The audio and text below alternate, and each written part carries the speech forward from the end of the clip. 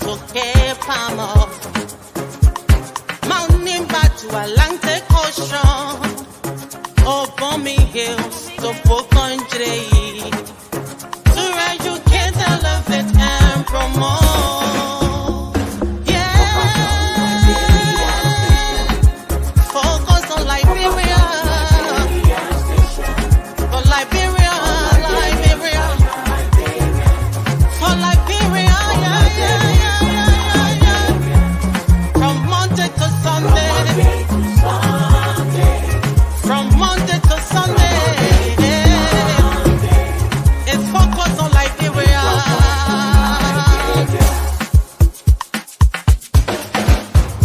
Talk about home affairs, in diaspora, current affairs, reliable information, history, talking about culture, politics, education, entertainment,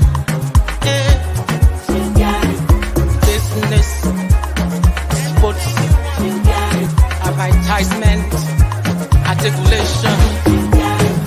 Focus on Liberia. Focus on Liberia. Focus on Liberia. From Monday to Sunday. Focus on. Hello, ladies and gentlemen, and welcome to yet another edition of Focus on Liberia, moving Liberia forward. We are looking for ways to move our country forward because we all agree that Liberia is now where it's supposed to be or where we want it to be. So we have put together a series here on Focus on Liberia to suggest or propose ways in which we can move the country forward, and sector by sector, area by area, we are discussing. The last time we spoke about energy, using energy to move the country forward. Today we're going to look at transport. If you have heard the Ministry of Transport, we want to say using transport, how do we improve our transport sector to move the country forward?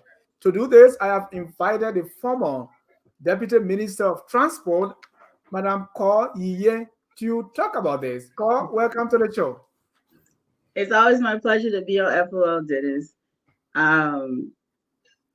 So at the time that I was at Transport Ministry as Deputy for Land and Rail Transport, so I was the technical deputy for the ministry.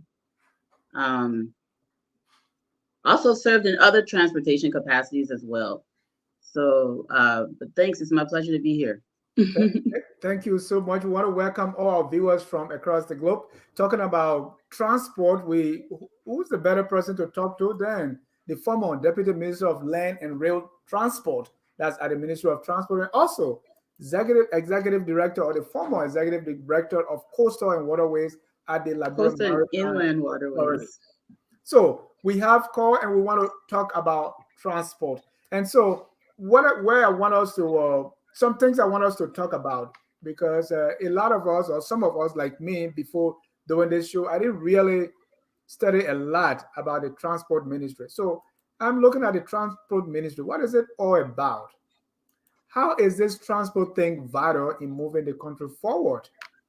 What is transportation is the Ministry of Transport is responsible for regulating and developing policy around the movement of goods, services, and people, of course.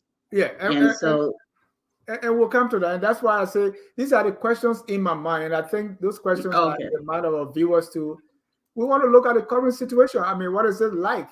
And of course, how do we move forward? What needs to happen so that we can use this area to move the country forward? Carl, I'm so glad to have you. You are our history presenter here. So a lot of people that watch the show, they say, oh, the history lady. Now, it's a hobby. It's not something I actually do for a living. So I'm glad to, let's talk a little bit about that background for a minute. I know you serve in those two capacities. You serve in many capacities. 2009, you went to Liberia on a consultant role. and then you started working, and you did a lot. I mean, Deputy Minister of Land and Rail Transport. That's huge.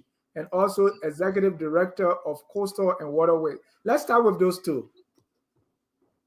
So let's do it in chronological order. So because it's important, it was a progression. I actually went to Liberia through a program with UNDP, and I was a technical consultant to the Liberia Land Commission. The reason that's relevant to transportation is because what we were doing was doing baseline studies and feasibility assessments and studies for land use management and future planning. I drafted and structured the vetting exercise to vet all the public lands, the surveys and the process and the methodology for vetting all the public lands in Liberia. Part of this process involved vetting potential areas that would be future road reserves for the country, road reserves. So areas where future development would be able to, people know about, say alleyways, when we're talking about urban development, people say, oh, don't build in the alley, that's an alley. What they're really saying is this is a future roadway. Okay. We also need road reserves for highways and other future infrastructure, potential rail infrastructure. So there needs to be a buffer zone of connectivity, and that those roadways needed to be mapped out. So part of that process of vetting all of the public lands in Liberia was also identifying future development, future roadways through the rainforest, along the coast, through mountainous terrains, hilly terrains. So that was really important. After that, I became the first woman and the first managing director, actually, of the National Transit Authority. Before I took over, it was the Monrovia Transit Authority. So it became NTA, national, under me. I was the first managing director for that. And then went on to be Deputy Minister for Land and Rail Transport in 2012. And I served in that capacity only for a month. And I ran away, and I'll tell you about that when we get into it. But I went to Maritime, where I served as the executive director for coastal and inland waterways from 2012 to 2014. And Her Excellency, President Ellen Johnson Sirleaf, came back and said, Carl, go back and finish the work you ran away from. So she sent me back to Transport Ministry in the same capacity where I served from 2014 until actually the very end of 2015, December of 2015. So. Well, thank you, and thank you for your service. It was my pleasure to serve the people of Liberia, and it was. I think public service is something people should do, at some point in their life, in some capacity. So, Right. All right. But that's behind me now. All right. So when we say the Ministry of Transport, what is it about? So the transportation sector is regulated. The nation's transportation sector is regulated. The policies are regulated by the Ministry of Transport. And also the Ministry of Transport, besides regulation, they also have operational functions through the Ministry of Land and Rail Transport. I mean, through the Deputy Minister of Land and Rail Transport's capacity. The Transport Ministry also is responsible for issuing licenses for motor vehicles, the importation regulations for motor vehicles. Maritime was at one time a part of Transport Ministry. It is now an autonomous agency. Transport Ministry still participates in regulating the Liberia Maritime Authority through their board of directors. So the Ministry of Transport is a statutory member in all transportation related government is the statutory member of all transportation-related government entities. So the Minister of Transport serves on the board for the Liberia Airport Authority, the Liberia Maritime Authority, the Port Authority, anything related to transportation. So even the autonomous agencies that regulate or function as transportation providers also have to have policy management through the Ministry of Transport, through the statutory seat on the board. So, and not to water it down, but when we say transportation, we're talking about cars, we're talking about trains, we're talking about airplanes, Yes. ships, canoes, rafts. Absolutely. Great. We're talking about planes, trains, automobiles, and even your sneakers. Walking is transportation as well. Right. Oh, I like that because that's what I did for a good part of my life, even before getting in the car. All right. So our topic today is how is this sector important? How is this vital? How do we use it to move the country forward? I know you. Well, let me just give you a few minutes to make a short presentation, if you don't mind, because I have a lot of questions. Okay. But let's give us a broad, like a summary of how is transportation or how is that important in moving our country forward? I mean, transportation is extremely important, right? So the infrastructure development of transportation, this is what how the economy is built on. This is how you get goods, services, your employees, this is how you get everything moving because transportation is like the vessels. These are the arteries, the transportation sector, the vessels and arteries of of the global economy, right? So you on a macrocosm, you have the global shipping industry that carries most of the goods that move around the world are carried through the maritime domain. And you have these gigantic vessels. In recent years, they've developed what they even call post-Panamax ships, which are the largest ships to ever ply the seas in human history, carrying goods across oceans, across the Atlantic, across the Pacific, constantly moving. Things are constantly moving. And so the way economics works is you have to be able to move goods and services around. This is how economic growth happens. A country that cannot efficiently move goods and services within the country and also to get things out of the country, even regional trade is hindered with poor transportation. Domestic trade is hindered with poor transportation. Other aspects of things that are hindered if the transportation infrastructure is weak, access to healthcare, access to education, everything can be hindered if transportation is not functioning properly. So Hmm. it's critical to all aspects. I can't think of any industry that doesn't need transportation. It is impossible to do anything with inadequate transportation. It's impossible to do anything well or efficiently without adequate transportation. Hmm. And because you said that, because in Liberia, when we say transportation, our mind, what we think of mainly roads, right? And so there's Mhm. a lot of emphasis on roads. Right.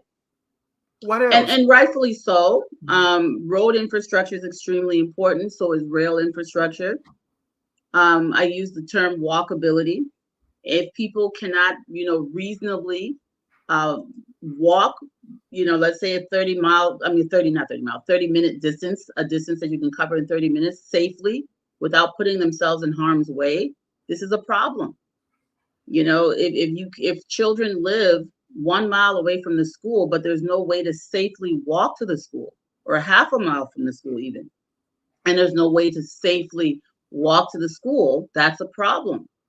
That's part of infrastructure development. Needs to consider things like walkability. Do people have access when you're building bridges for cars to go across a river? Is that bridge going to hinder inland water transportation in the future?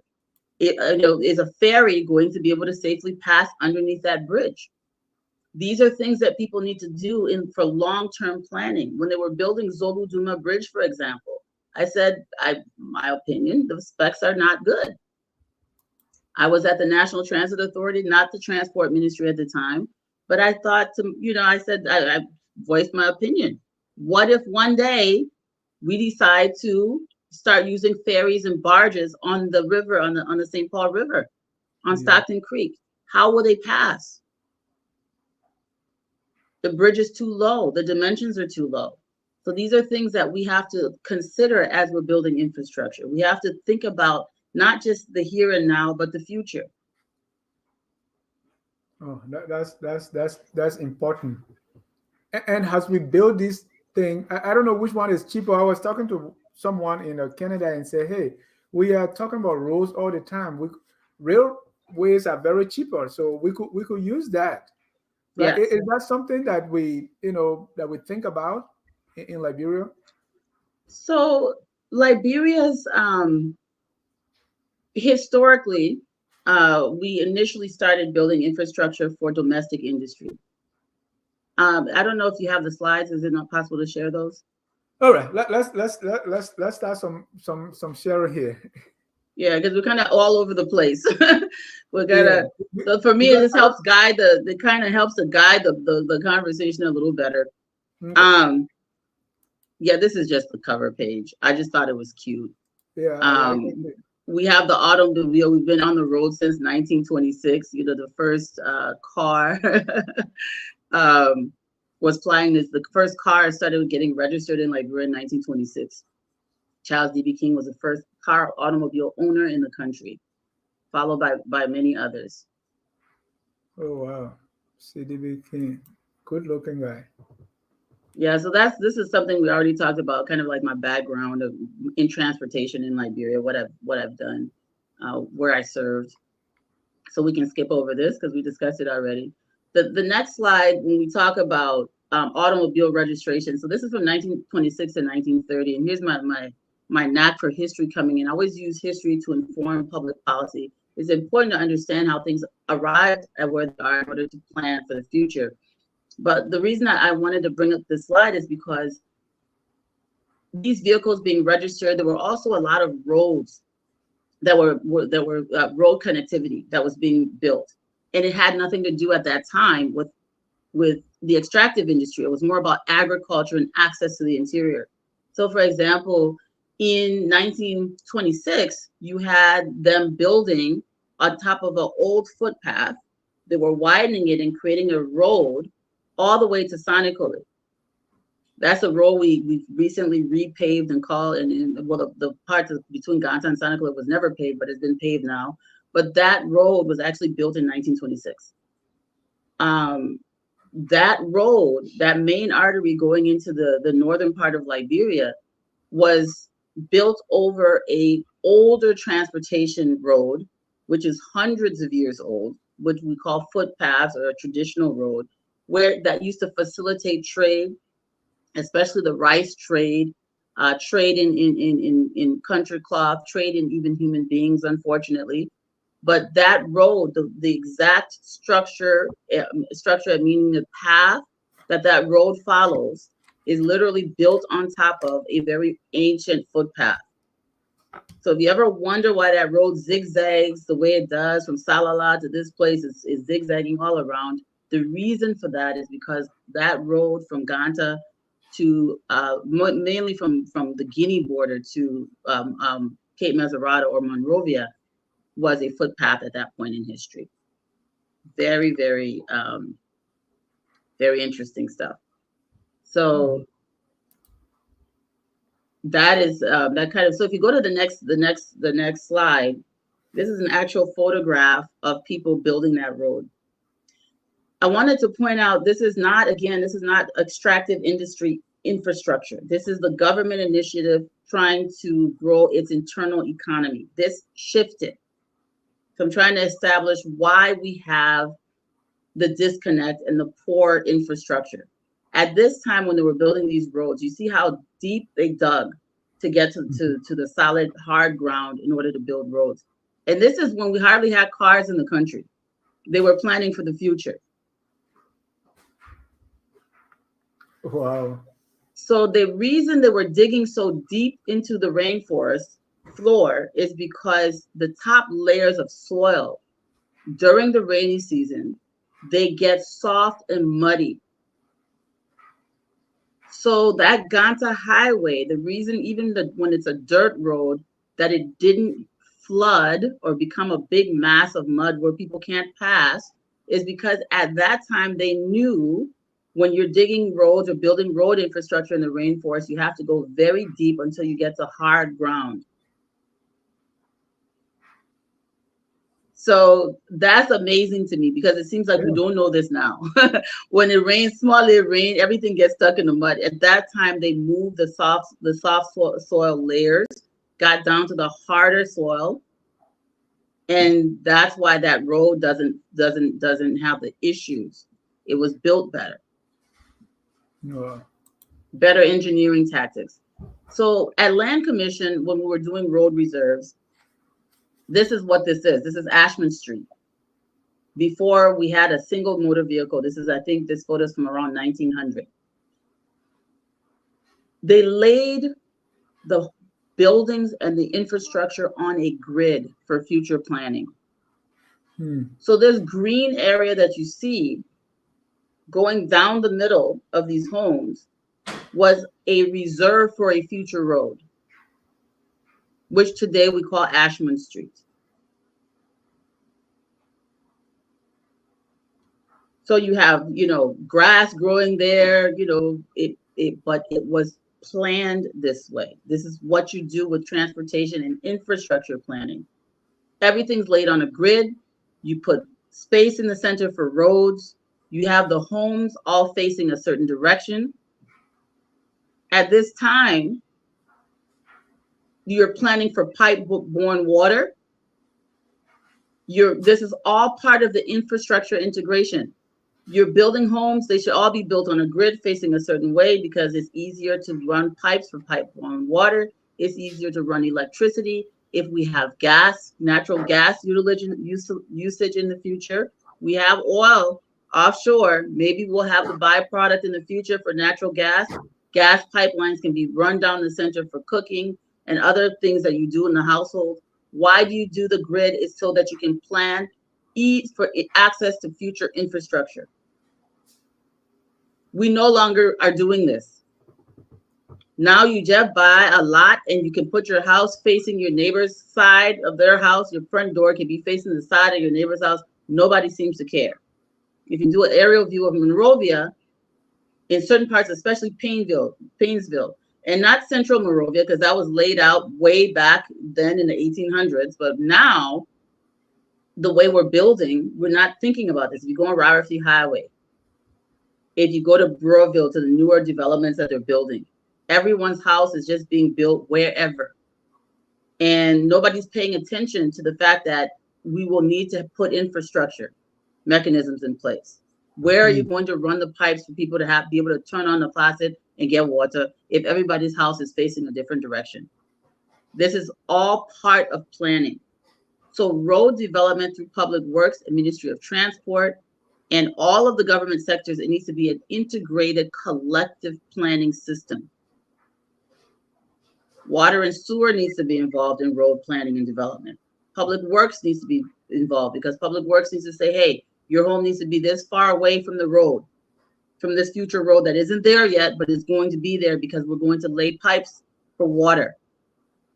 Your home needs to face this direction. Your homes need to be this far apart. This is why people, when they're designing cities for the future, they create a grid, and lots are sold based on that grid. Not based on what whoever owns the land thinks it should be, but it should be based on a comprehensive government plan of how things should be laid out. And so, you say we are not doing that now, you say? No. I mean, you can just look at any neighborhood. I mean, where I used to live on Rarifi Highway, they had a road. When it reaches a certain point, people just start building, and so they even put their front door literally on the road.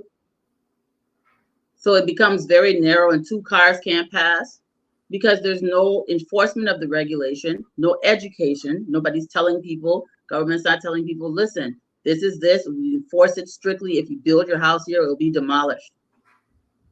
So that basic enforcement and public awareness is not being done. So no, we're not building on grids any longer. This is just another example of the road being built to show the depth and the infrastructure. I mean, the depth and that kind of thing.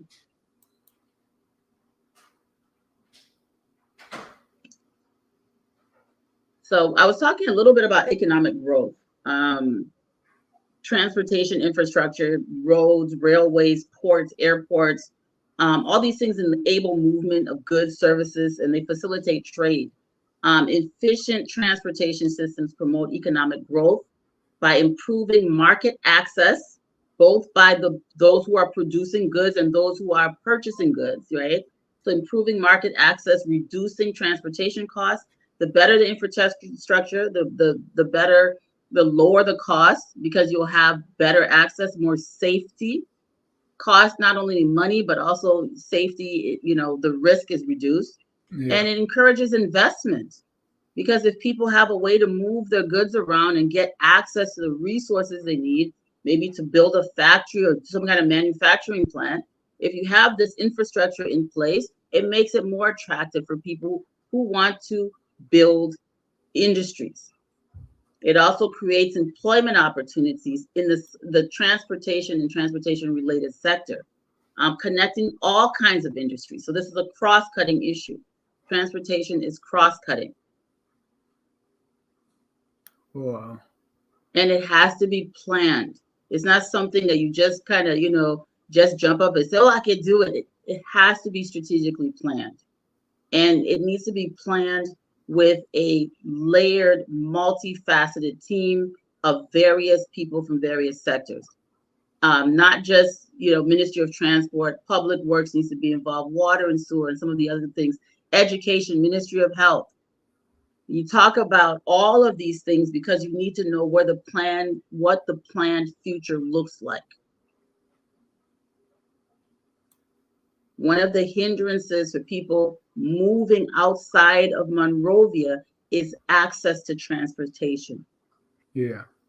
People have land. They don't want to go live there because they will be isolated. They will not have access to transportation. They will be isolated and cut off certain times of the year even. There's a time when the bridge going to Bopulu washed away and nobody could go across that bridge for like 3 months when I was in Liberia. So they had to pass all the way through Lofa to come down for 3 months. This is the kind of situation we're talking about. People have to pass through Ivory Coast to get to Maryland, or people have to pass through Sierra Leone, Guinea to get to Lofa. Yeah, in some cases. All right, let me get more because I have so many.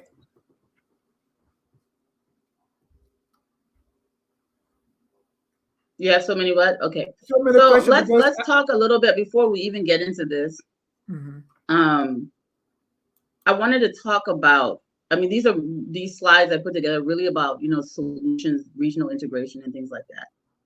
We have to talk about how do we get to the solution? What are the feasibility studies? What are the things that went into coming up with solutions? I find a lot of times people come with solutions because they've studied something in a textbook, but they haven't done a specific case study, an assessment on the ground, and then they come with these solutions. And it doesn't always work. You have to really understand what's happening on the ground in order to be able to solve the problem. You have to understand it thoroughly. Right. So, and that's where I want us to start. Mm-hmm. Let's talk about the current situation. What's on the ground now? What's happening?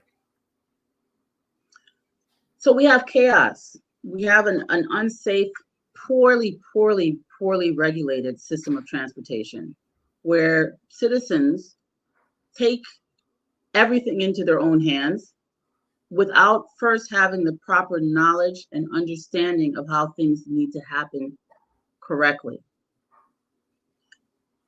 I'll give you just one small example. People load pickup trucks. They load the buckets of pickup trucks with a lot of weight.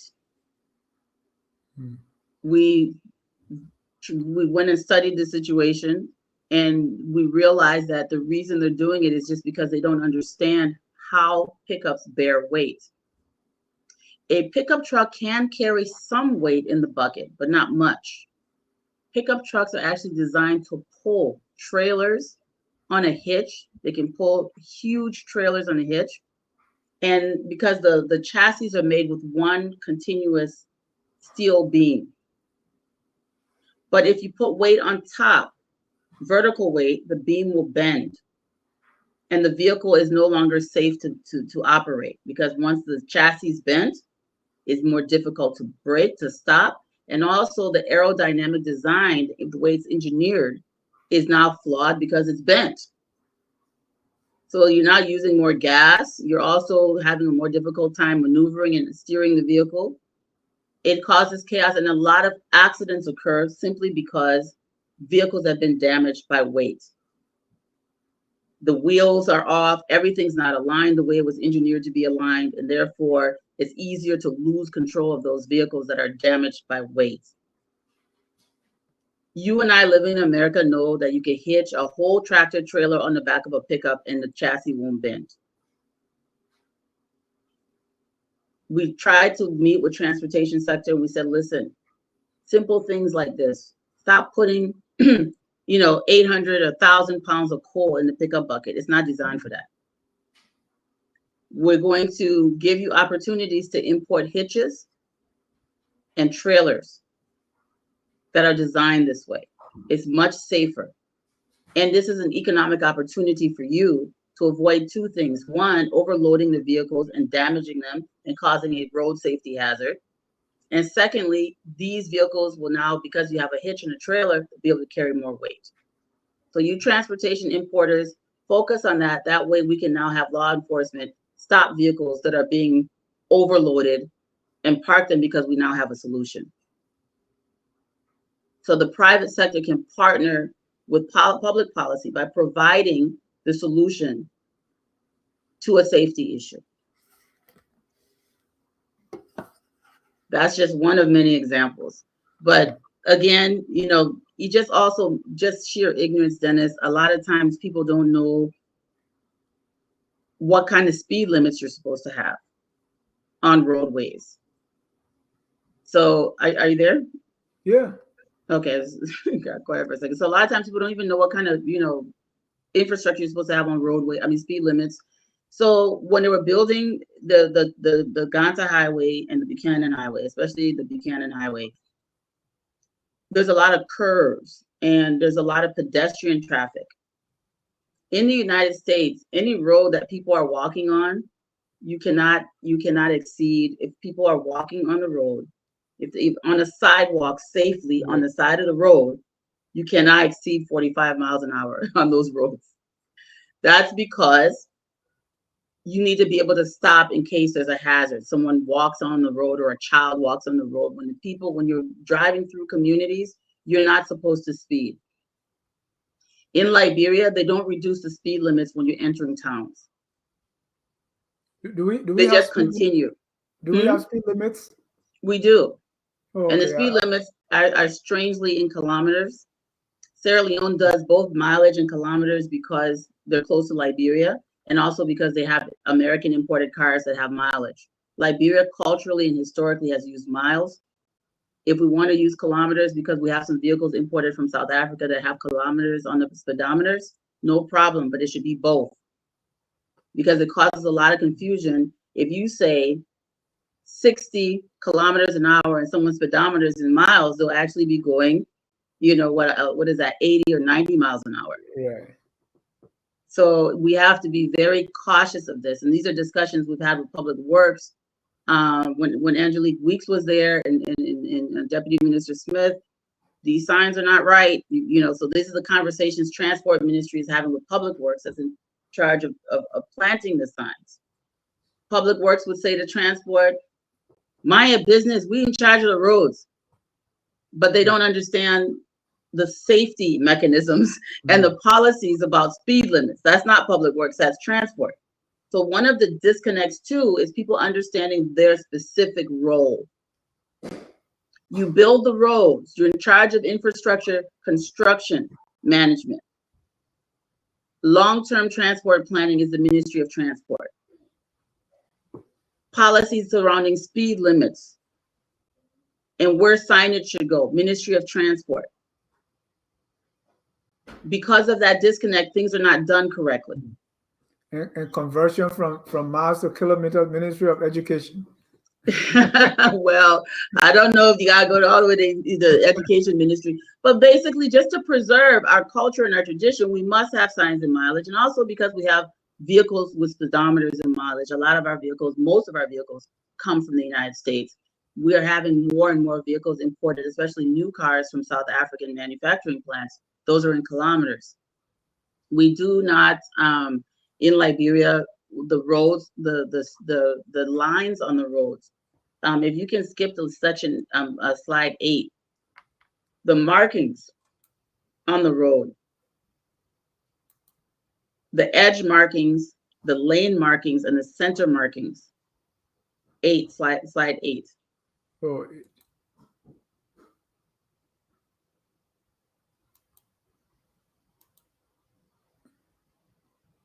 okay. We can. I can. Okay. This one. No, it's the second email I sent you. Remember, I told you I was going to do the All lane right. markings. So let's talk about more of that current situation, because that is for paved roads, right? What's Right. about roads that are not paved? So there's nothing. The way that they do the roads that are not paved, I think I talked about that a little bit about the engineering. Mhm. You can still engineer a road that isn't paved so that there's enough drainage and that it doesn't turn into a big sludgy, muddy mess, right?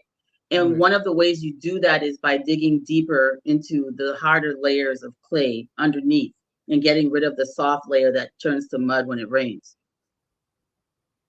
Basic engineering. Engineers have to do assessments of the soil before they design roads.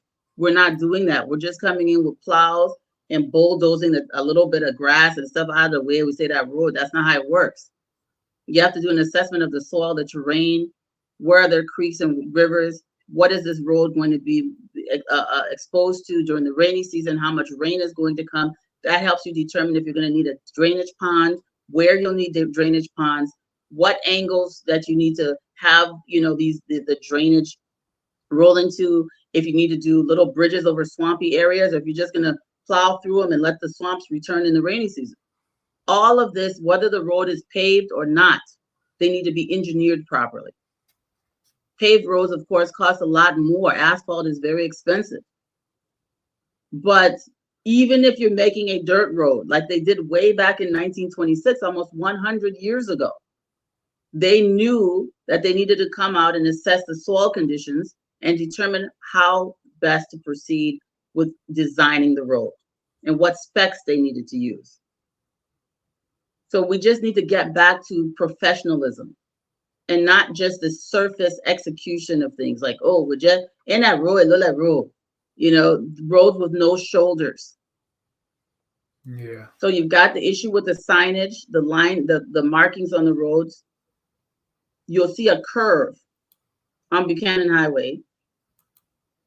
And in a curve, there should be a solid yellow line. This indicates that you should not be passing anyone, right? No passing zone.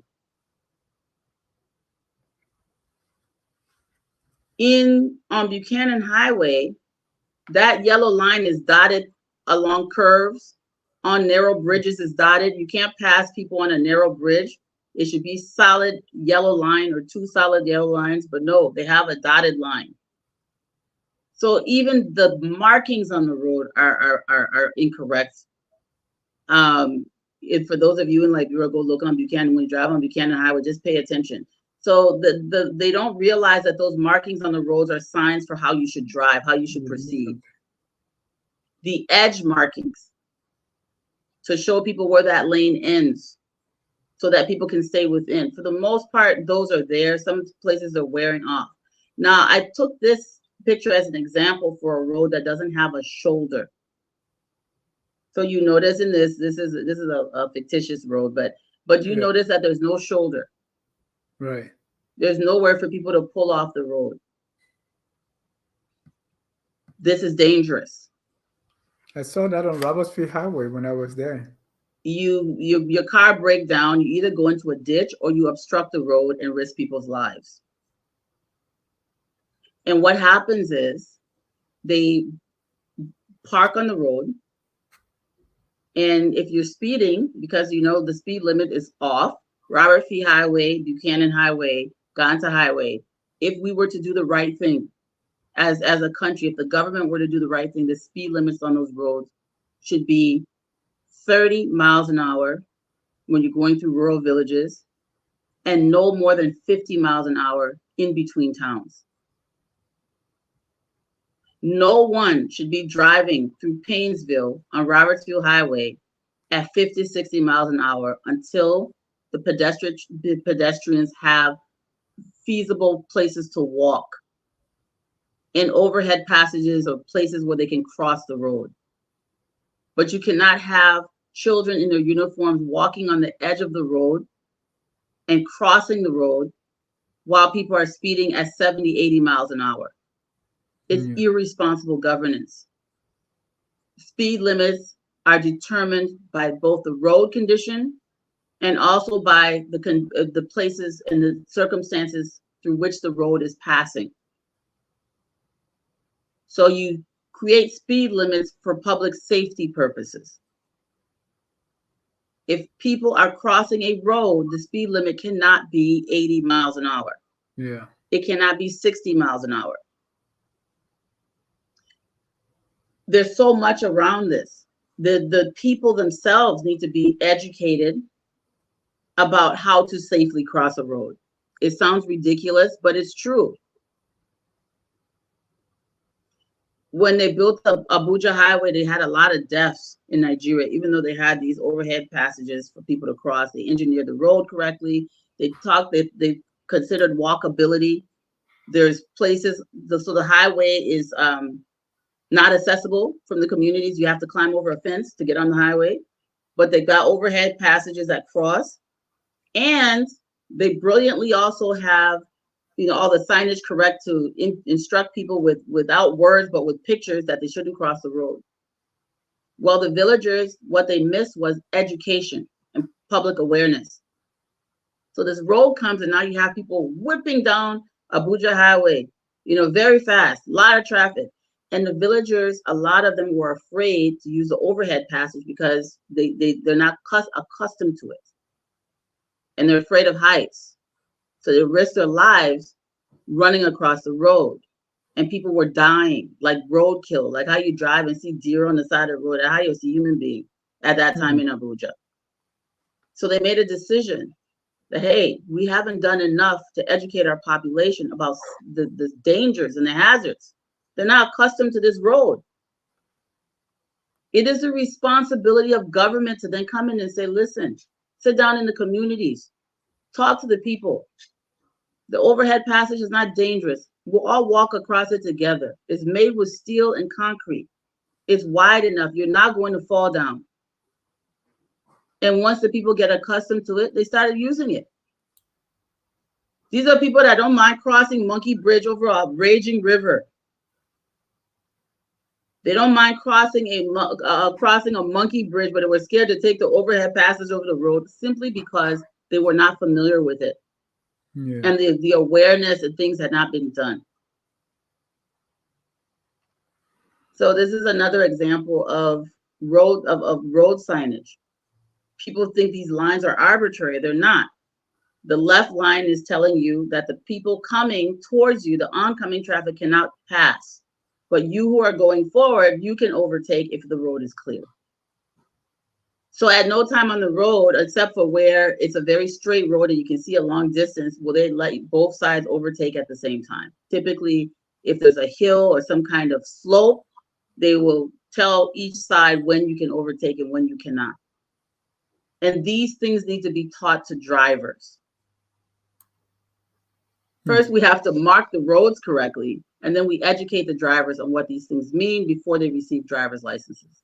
That's where I was going, right? Because when you say driver, meaning people with driver licenses, do people who are driving, do they have driver licenses in Liberia?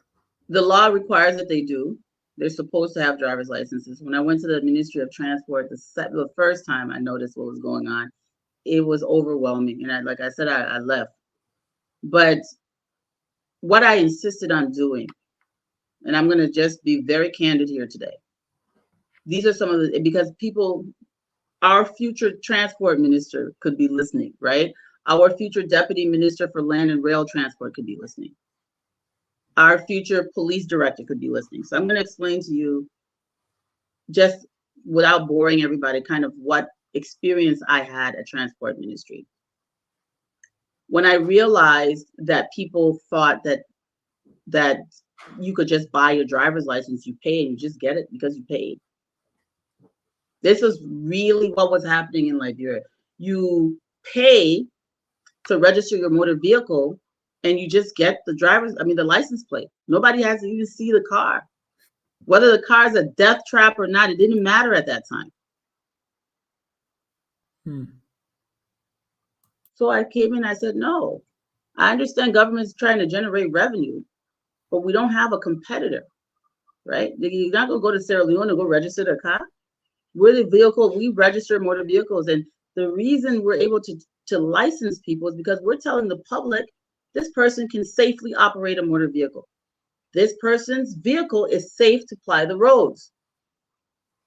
And they pay the government for that license, but at the same time, the government must have some standard to support that license.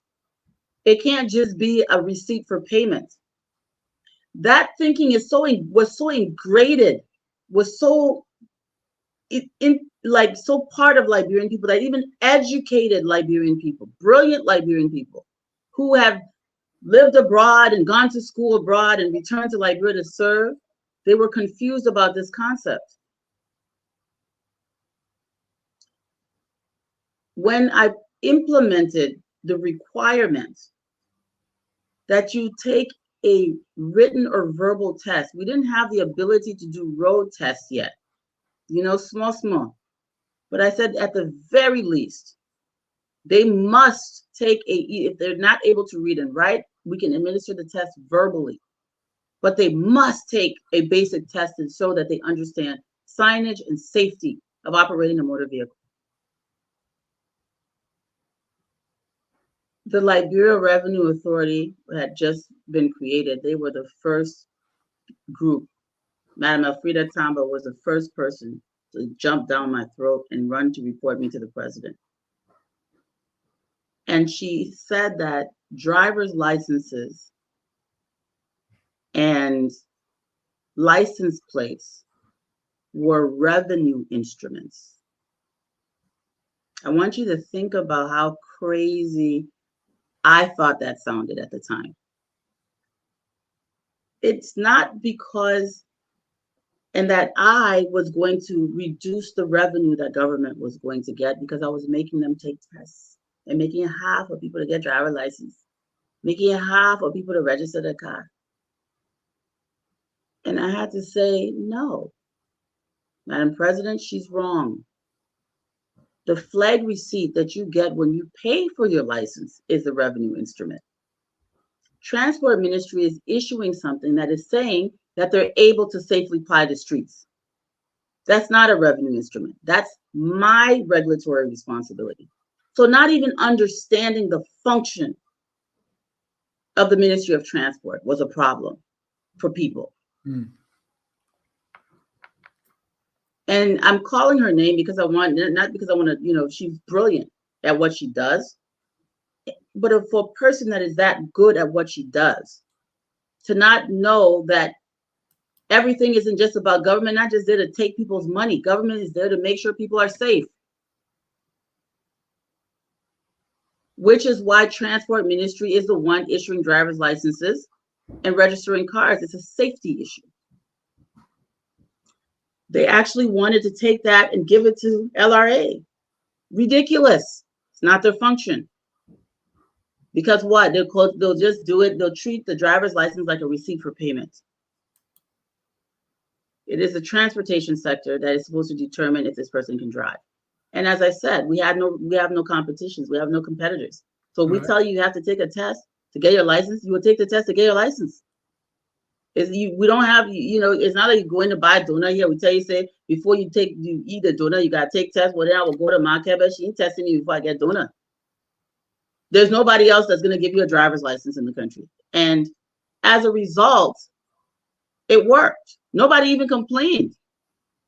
People were even more proud of getting their driver's licenses because they knew they earned them. And our revenue went up significantly. Because that was some form of accomplishment. People want to get it. And accountability.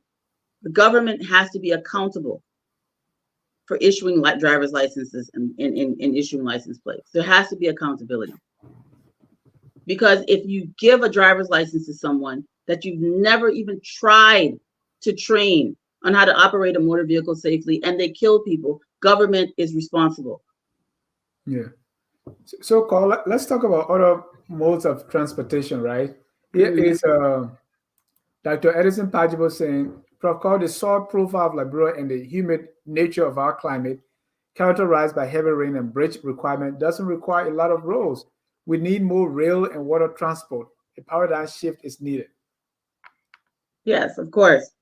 So but have we tried in those areas? I mean, not to go back to the History Channel, one of the reasons they X'd out E.J. Roy was because he was trying to build railroads into what is now Lofa, right? Trying to put a railroad in through Bopulu, going up to Lofa. And one of the things that I want to point out is the reason I had brought up what was happening in the 1920s with the road development is that really when Firestone in the 1940s really got a strong foothold in Liberia. By the 1940s, when Firestone really dug their feet into Liberia, and then you have other extractive industries coming throughout the Tubman administration in the 50s and 60s and 70s, infrastructure development was about the extractive industries. So we no longer cared about transportation of domestic trade, domestic goods and services. The transportation sector turned into source of the resource to the port. So you've got railroads going to the port of Monrovia, Freeport, and of course the port of Buchanan. This is still true to this day. When it was in 2014, when they first had proposed this whole Guinea rail that they're having this big issue about, and we met at the National Investment Commission. I was representing the Ministry of Transport, and I read the proposal and I said, listen, it's going to save these people billions of dollars over time to pass the railroad through Liberia to the port of Buchanan and to utilize our port than if they send it to Conakry, because the distance is greater. To build a railroad to Conakry, they were going to have to also do a whole lot of eminent domain, buying out people's properties to pass it to Conakry. It was much easier to pass it straight down to Buchanan and utilize the existing rail system that LAMCO used and connect it to that. And I said, transportation. We need to be able to either build an adjacent lane for human transport, or they need to share the rail. And that was Transport Ministry's position. And it was ignored. What do you mean share the rail? That there's passenger transport as well. Yes.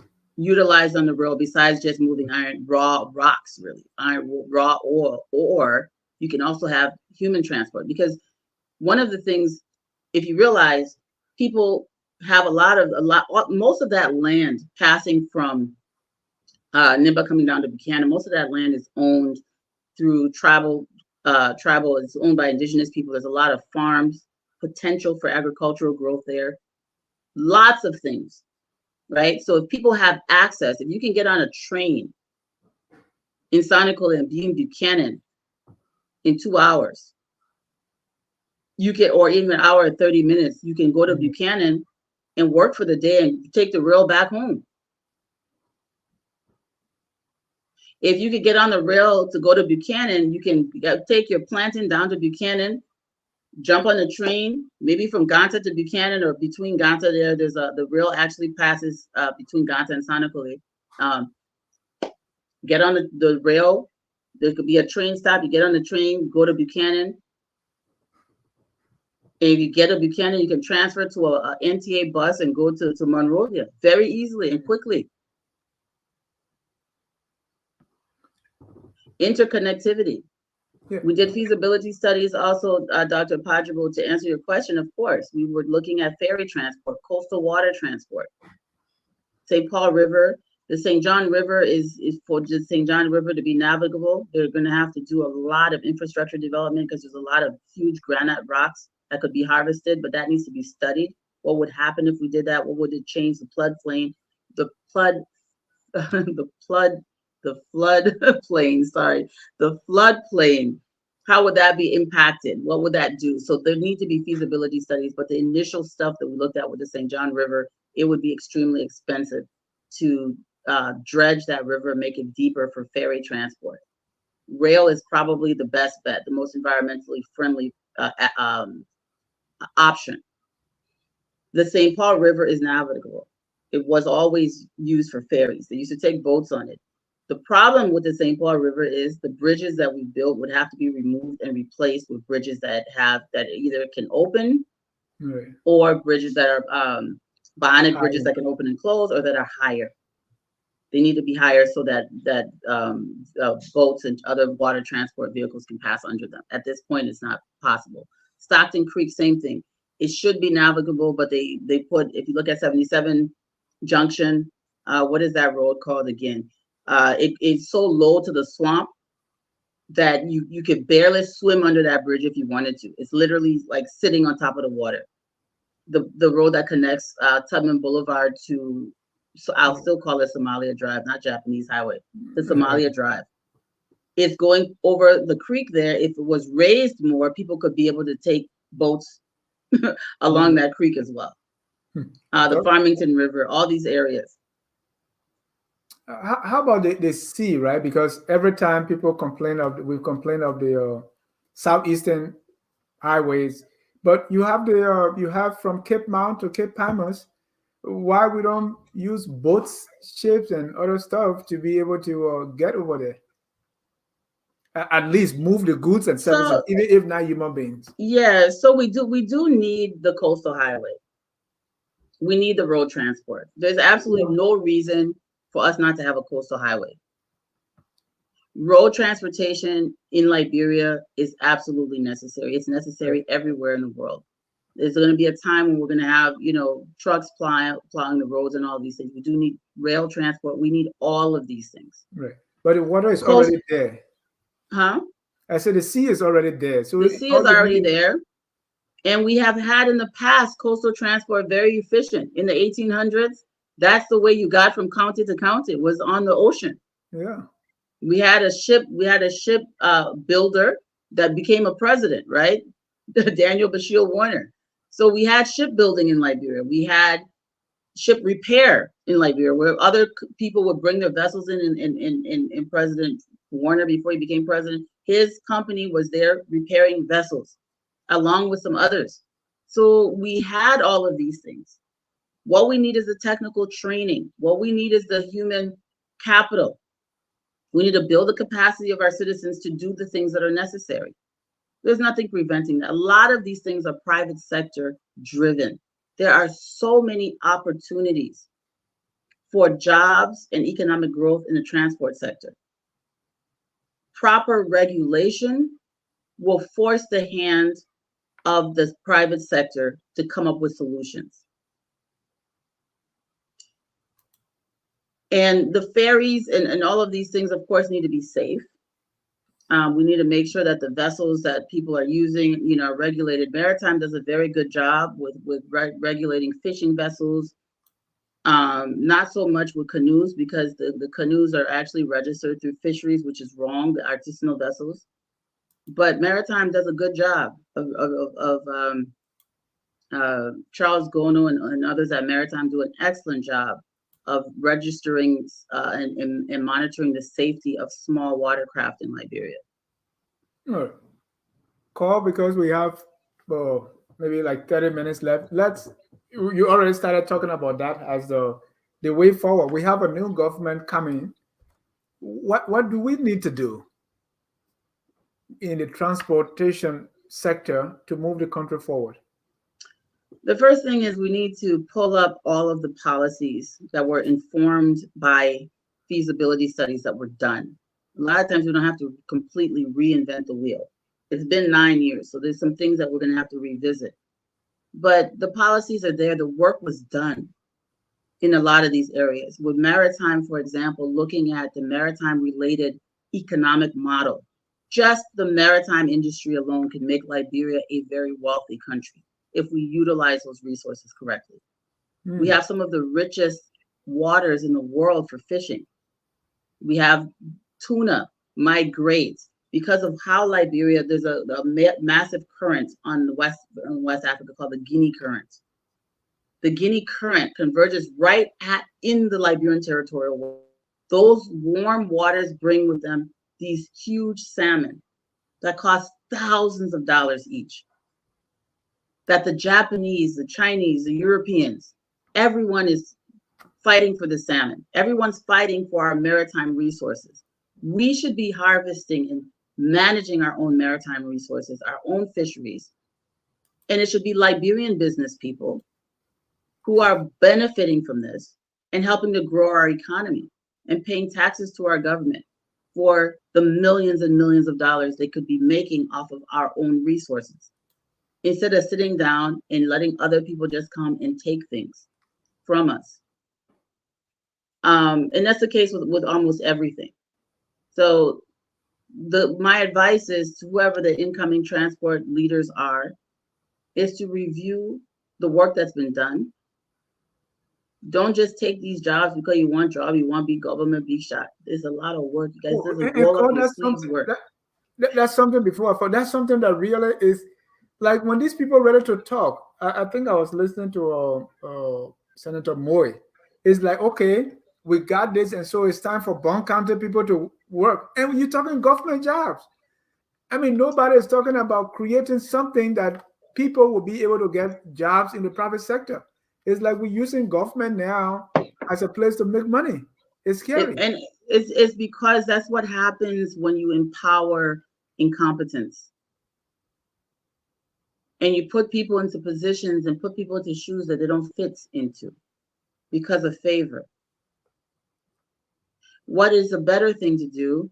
The work in these sectors is hard work, very hard work. It's not a place for people to go that do not have the skill, the patience, or the desire to work very hard.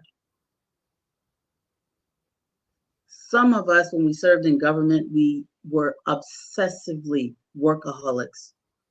Even President Sirleaf would leave work sometimes 11 p.m., midnight. You see, we come in from transport ministry in the middle of the night. Guess who we pass? Who convoy still sitting in the car in the night, in the foreign ministry? The whole president. Because the work that's in Liberia is not a small thing. And people need to understand that these jobs are not bluffing positions.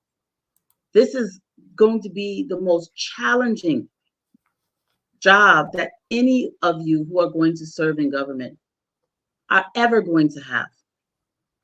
The problems are immense. The amount of work that needs to be done to correct them is immense. And you're going to have to work every single day. It's not as you don't even get time off if you're actually doing your job. Even educating people about what a VIN was, vehicle identification number. If you believe it or not, the transport ministry was still using chassis number from the 1940s. So when the VIN, they haven't used chassis since the early 70s, I think. So there's no vehicles being imported to Liberia with chassis numbers. So what was happening? They would just take the last 6 of the VIN and use that. It makes no sense to do that because you can't plug that in. What are chassis numbers? Because it was made before you were born. You and myself were not alive at the time, right? So chassis numbers used to be the vehicle identification, what preceded vehicle identification numbers. They used to put it on the chassis, the undercarriage of the car. Okay. In modern times, the universal standard is a vehicle identification number. The Ministry of Transport, the Ministry of Commerce, Customs, they were using chassis number on vehicles that have VIN. And And they were just, oh, the number long, oh, okay, we'll just take the last 6. They've been doing this thing since the 1970s. VIN comes in, they use chassis. They use the last 6. So all the cars in the country running up and down, nobody had the VIN. I had to change that. So this is ridiculous. The whole world has a standard for vehicle identification numbers except Liberia. Why? Oh, that's how we've been doing it. Well, we're not going to do that anymore. So I had to design a workshop, sit down with everybody. This is what we're going to do, and this is why. This is how we can know if a vehicle's been stolen in America and shipped to Liberia, because you can plug it in. This is how you know if the vehicle's the year, make, and model of the vehicle. This is how you know all of this, because people working in the ministry did not know what to do or how to update information because they didn't have the skill, because a lot of people were just given jobs because, oh, our time.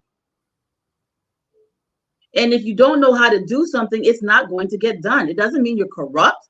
Well, it's corruption to be in a job that you're not able to do. But some of the reason things are not working is simply because people haven't received, they haven't been empowered with the tools that they need to do their work. And I don't blame them. I blame the people who appoint them. You want to appoint someone who has a degree? Great. Are they trained in this sector? Are they able to do this job? It is now your responsibility as a leadership in government to make sure the people you're giving jobs to are trained to succeed at the jobs. They have to go. This is a shocking call because VIN number, and we were using. It's just VIN. Because the N stands for numbers. Yeah, you can't say VIN number. It's a vehicle identification number. Right. And not that we're using something else. No, I changed that in 2014. Okay. No, in fact, I changed it in 2012 when I first went to transport ministry. It was 2012 before I left to go to Maritime. I changed that. So they're using VIN now since 2012. So it's been 11 years. I was just pointing out that I had to change it. You know, I had to redesign the license plates, the coding system for the license plates, because nobody thought that that was something that needed to be done. PP, private pickup 1, private pickup 2. I mean, what is that in this modern era? The coding was so simplistic from the 1920s.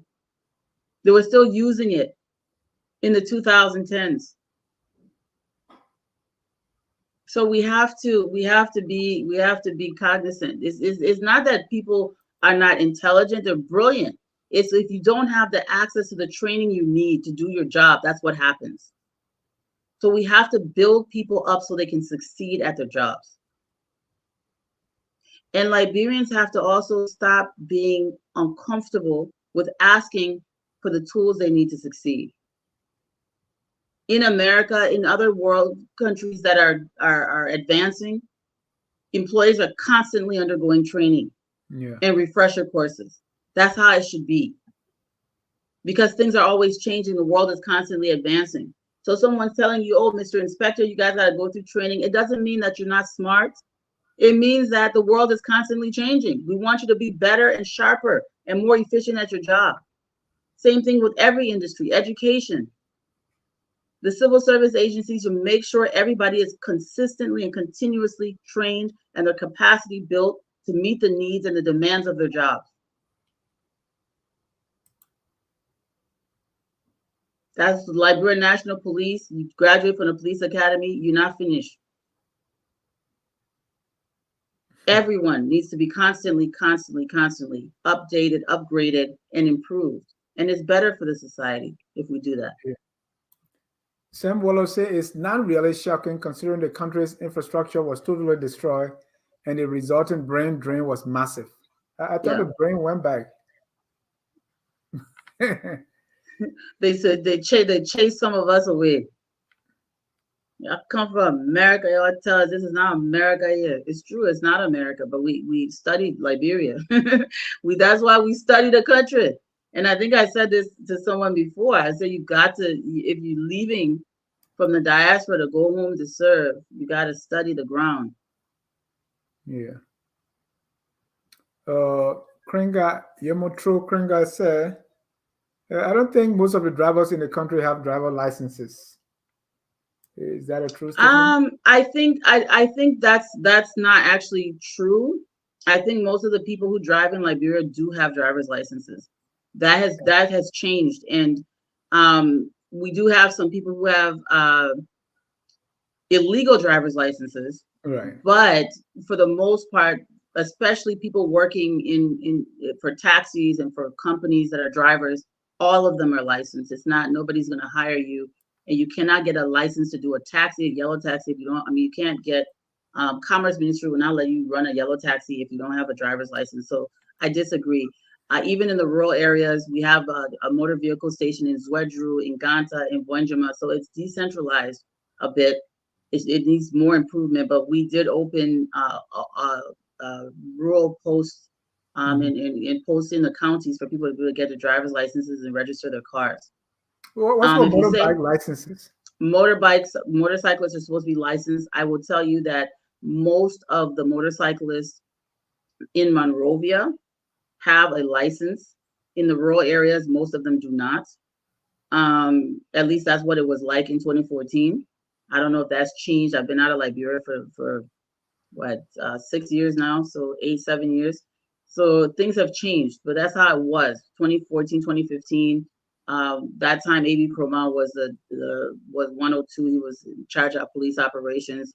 They did a great job with enforcing motorcyclists, getting training and safety, and making sure that they only stayed in central Monrovia and they were not on Rarafi Highway and risking their lives and the lives of their passengers. That has changed.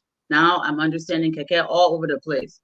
So regulation was in place, enforcement was in place, and we've taken a step backwards. So we need to get back to protecting the lives of our people. You cannot make money at the expense of human life.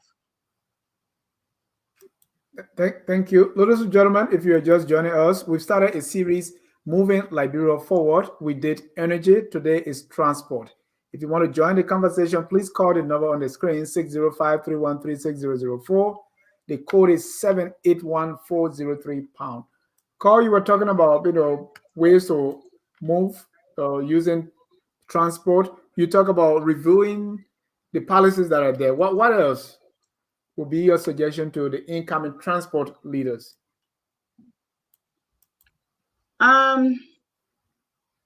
Revisit. So when you take over, you need to do real orientation, and you need to talk to previous leaders in the sector. I found it very strange, that especially with all of the work that was done during our tenure there, that subsequent ministers and deputy ministers did not reach out to ask questions about, hey, why is this like this? I mean, we left records there, but when I took over, the first thing I did was reach out to the person who was in the position before me and for a very long time, which was Deputy Minister Goba. May his soul rest in peace. I understand he passed away this year. He was shocked when I called him.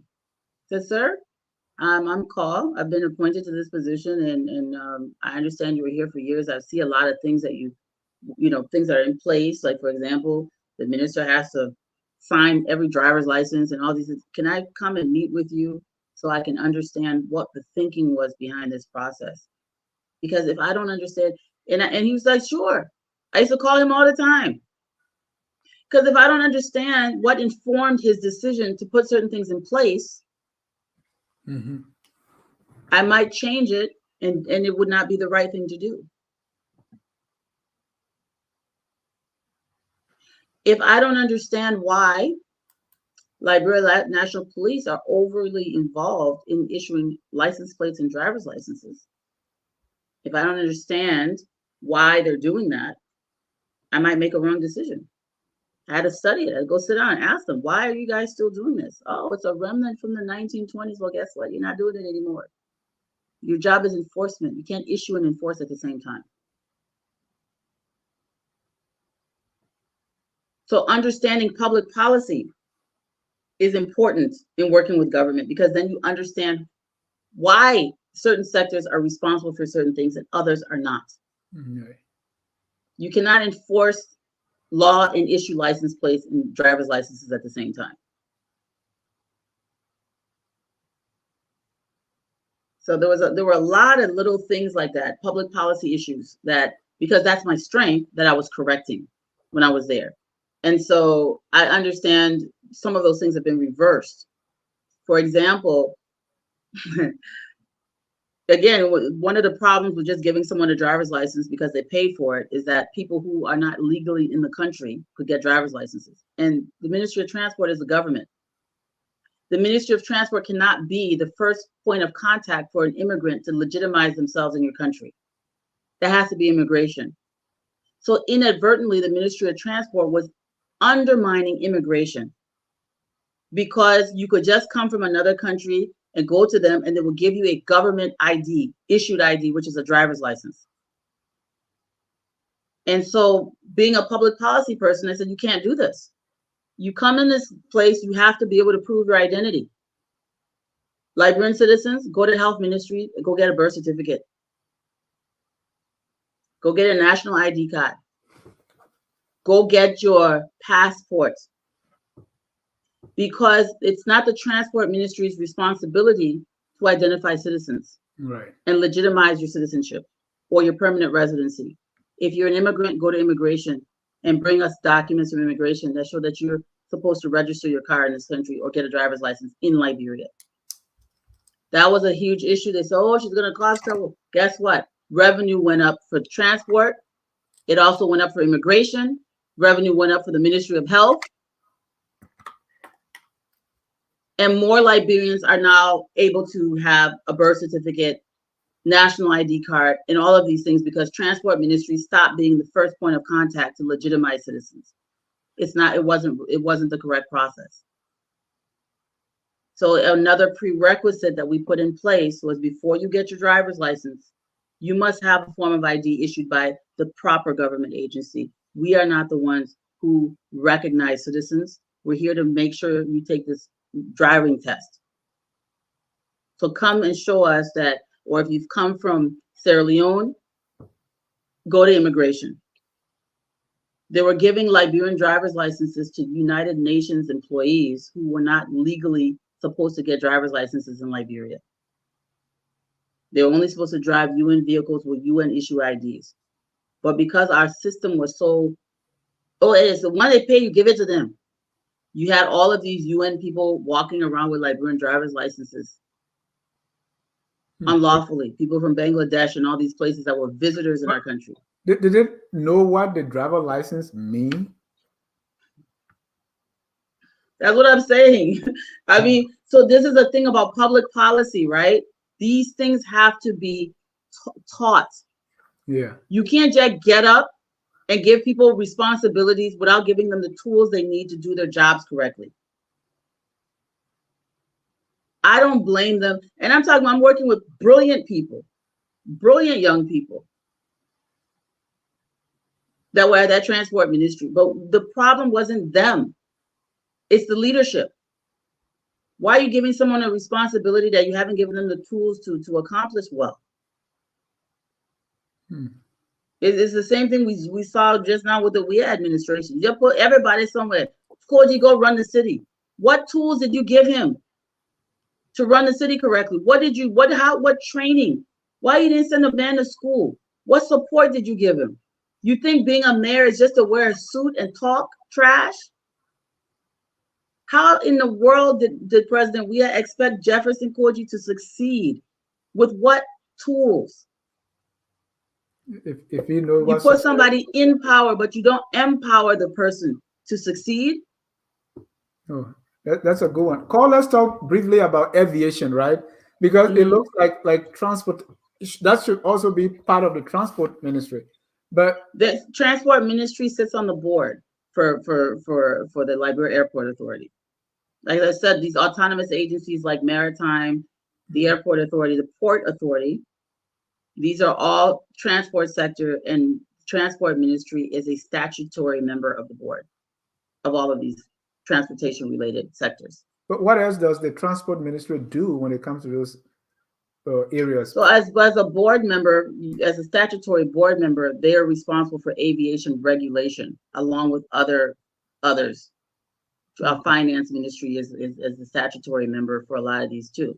So the transport minister, the finance minister, in the case of Maritime, you've got the justice minister, transport minister, finance minister, National Transit Authority. where I served, you have the transport minister on that board, along with the finance minister. So it depends on what they do. So somebody say talking trash in the city is full of trash. No puns intended, right? Yeah, All a lot right. of people.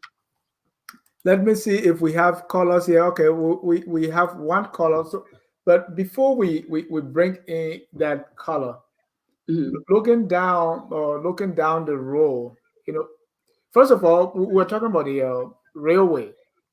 I don't know if that's Mhm. part of the policies that you look at, but how quickly should we really work on having, railway transportation taking us? Because I want to go to Sino when I go to Liberia, but I Right. can't. How soon should that? How urgent is that work? Because it should be relatively cheaper than roads. The about this the coastal highway, we have so many ways to raise revenue to build roads. It's not that difficult. Again, it's about putting people in positions that have the skills to fulfill their responsibilities.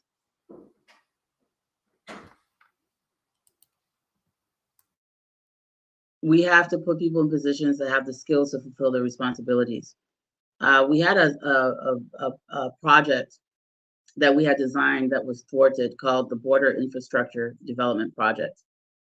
And what that was a way to create jobs and also regulate the roads, the weight bearing capacity of the roads, and to prevent heavy trucks coming in from Guinea, mainly from, because that's where most of the heavy road traffic comes from destroying the Ganta Highway when it was, this was before it was built.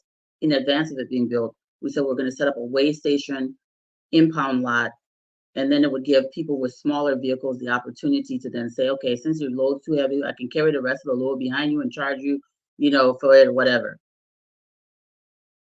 That would have generated revenue to develop, maintain the roads, and also develop additional roads. We did the entire assessment of what that would have done. Levying fines. We might not have the traffic police with enough cars to ply the roads, but Liberia still has these checkpoints. Every car going has to pass Cotton Tree checkpoint, going to Buchanan. You got a checkpoint before you get to before you get to Bon County, before you get to Nimba, you pass numerous checkpoints at that point. And what ends up happening is you have these checkpoints, people come and the police are not enforcing the laws at the checkpoints. They pick and choose.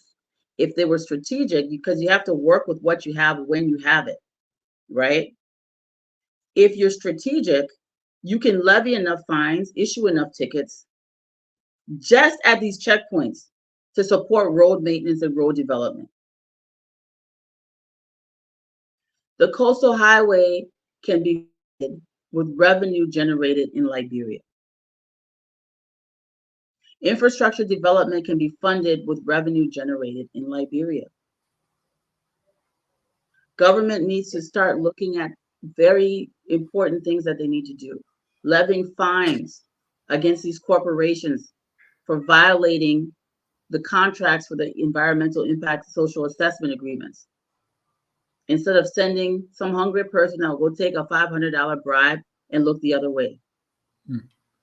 All right. There's Let me so bring it. much revenue that the government is not accessing simply because of people not being empowered with the equipment and the tools and the understanding and the training they need to do their jobs correctly.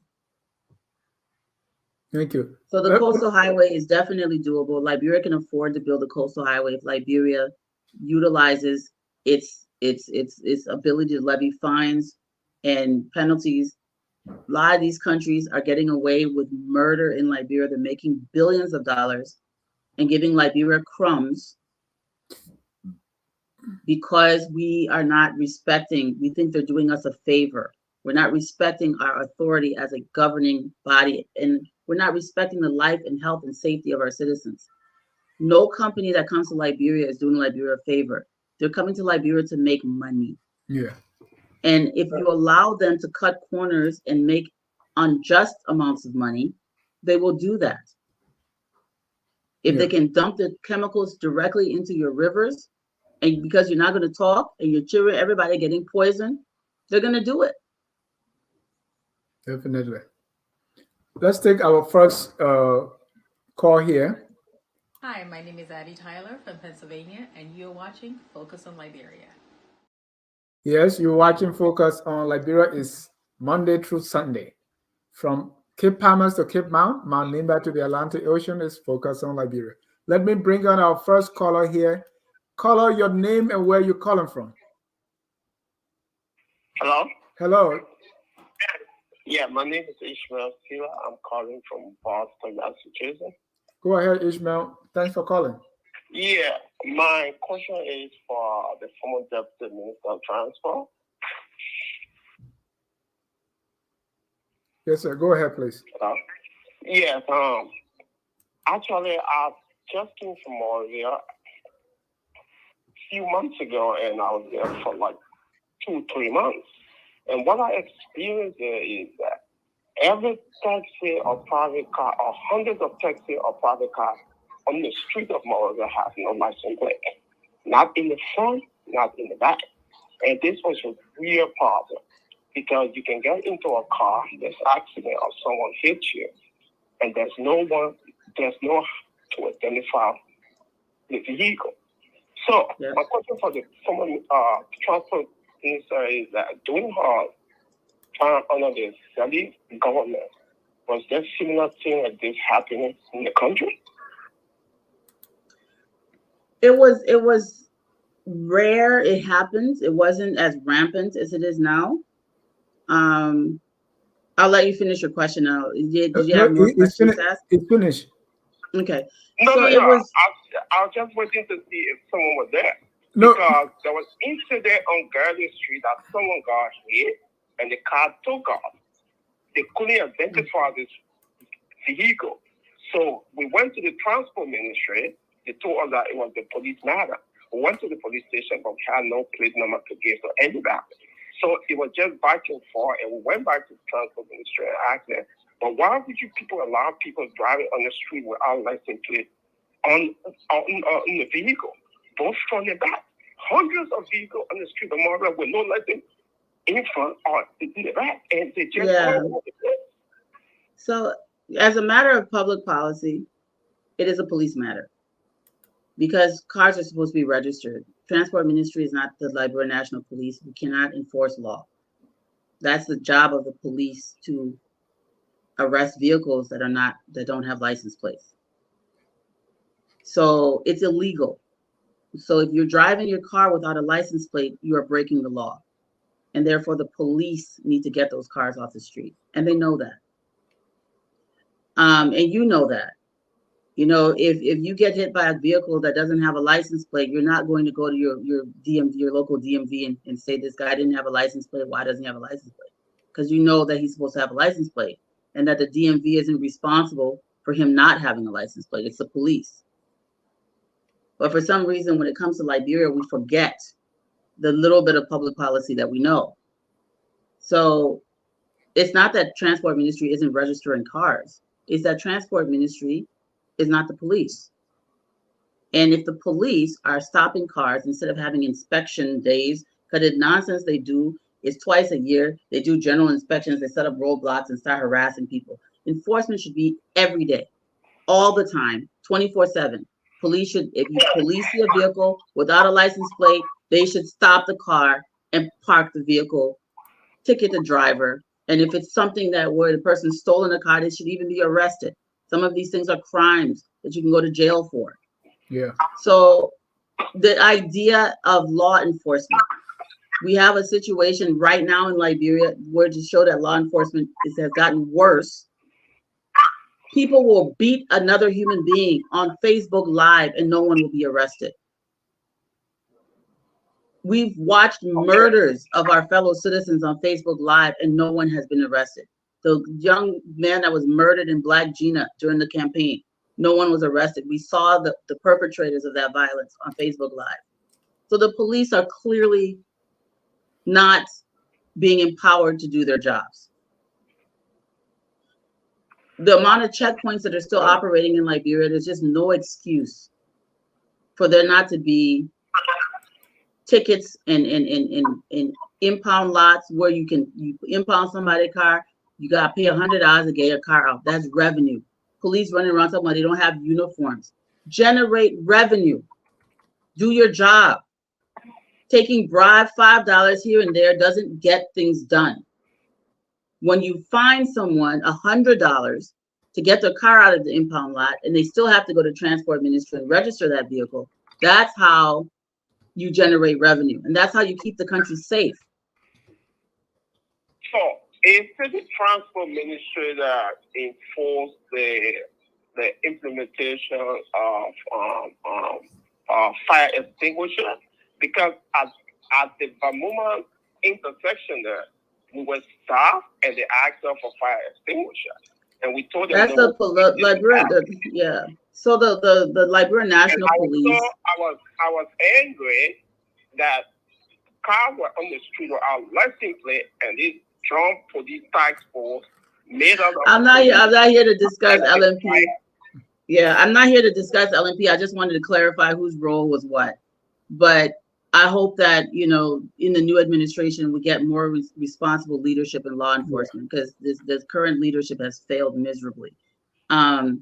It's shocking. All right, but what I would say is the fire extinguishers, it's a public, some public safety department in the Liberia National Police is responsible for requiring fire extinguishers in cars. I don't agree with it. I think, but that's not a transport issue. That's right. The Liberia National Police trying to make sure you buy fire extinguishers from their friends. All right. Thank you, Carl. Time is fast spent. Let's wrap it up. Yes. Let me get on what. Yeah. So transportation, in summary, transportation is very critical to the country's development. Rethinking policy, enforcement, infrastructure development, or planning and development, rail transport, ferry system, waterways. Of course, all these things must be done safely and correctly, and feasibility studies are necessary. We do need a coastal highway. It is long overdue. The country has the ability to generate the revenue to fund a coastal highway. It needs to be designed and built correctly. The road reserve is already there. So we don't have to even exercise eminent domain.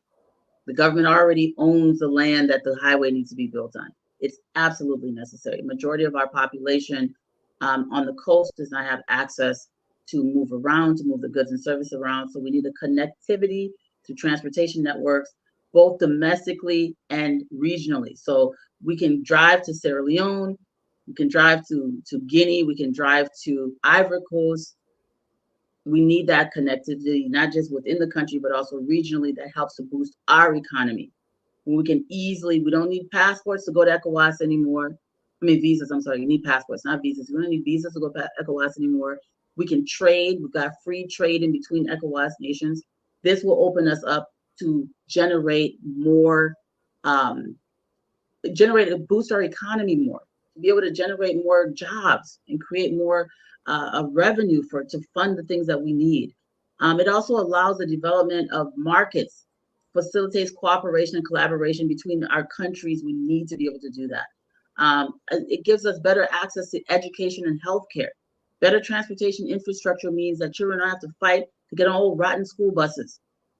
Most of these urban schools are within safe distances from where the children live. If we had walkability, if we built in pedestrian infrastructure as we plan our cities and towns, children don't have to risk their lives on pimping or walking on the side of a road where cars are speeding. The other thing, industries such as tourism industry, you need transportation to be able to access some of these beautiful places. It shouldn't be an ordeal by the time you reach to a tourist destination, your back hurting, your neck hurting because you couldn't get to Sapo Regional Park to go look at the beautiful, canopy of wildlife because, it took you 2 days to get there. You had to sleep on the side of the road in the rainforest. I mean, also transportation includes regional flights. We have regional airfields all over the place as well. Looking for investors to come and set up their private planes at Spriggs-Payne Airport, where if you have more competition, it reduces the cost of some of these modes of transport as well. Coastal ferries, very important. That can be done safely and efficiently, be able to carry goods and services up and down the coast. There's a lot of opportunity in the transportation sector, in the maritime domain, coastal and inland waterways, both for transportation and developing developing the economy. This needs to be a focus. I hope that the incoming leadership in the transport sector refers to the work we've done in the past, builds upon it, and moves it forward.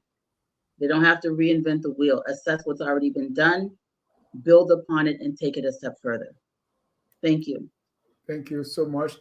Join us tomorrow for another edition of Moving the Country Forward. We will have Madam Elaine Saba, who's going to talk to us about K through 12 education. And that's tomorrow at 2:30 p.m. Eastern, right here on Focus on Liberia. And then at 7, we're going to have Hello Pastor with Reverend Emmanuel Conley. He's the pastor of the United Nations Christian Center in California. He's going to be here, and we will be discussing Christmas. We are in the festive season, right? Is it biblical? What is the history of Christmas? Join us tomorrow for Hello Pastor at 7. Carl, thank you so much for your time. We want to thank our viewers for watching, those who commented and those who call in, even those who will watch later. Always focus on Liberia, where we educate, we elevate, and promote all things Liberia. And if you are listening, government, hey, why focus on Liberia and then you got a great help. Yes. You're the de facto Liberia public television, public broadcasting system. Right. That's the only thing you can find. Forget the G's. Come here and learn. Have a good night and God bless you. Thank you. We are Liberia. Liberia is our home.